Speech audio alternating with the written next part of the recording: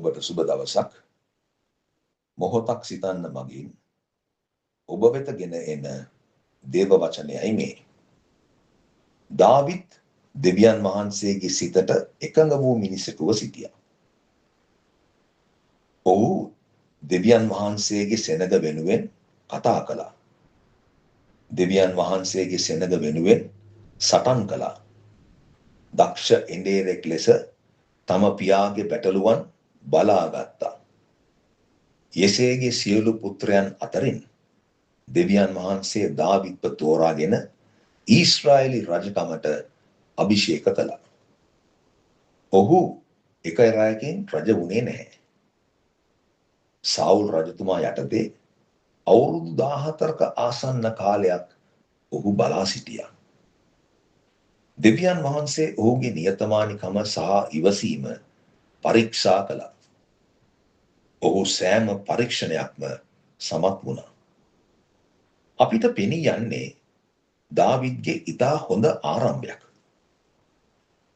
නමුත් රජකමට පත්වීමෙන් පසු දාවිද් තම වගකීම් කිහිපයක් තමාට පහලින් සිටි අයට පවරලා විවේක ගන්න තීරණය කළා.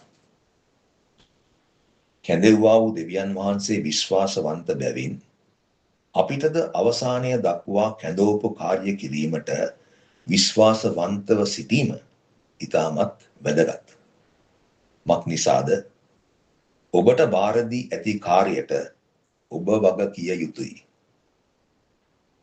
දාවිද් තමාගේ සෑම උත්සාහයකදීම සාර්ථක වුණේ ඔහුගේ හැකියාව නිසා නොවේ. එසේ කිරීමට ඔහු දෙවියන් වහන්සේ විසින් අභිෂේකය ලබා සිටි නිසයි. දෙවියන් වහන්සේ ඔබව අභිෂේක කර ඇත්තේ ඔබව කැඳවපු අරමුණ සඳහා මිස ඔබේ මාංශය ආශාවන් පිනවීමට නොවේ.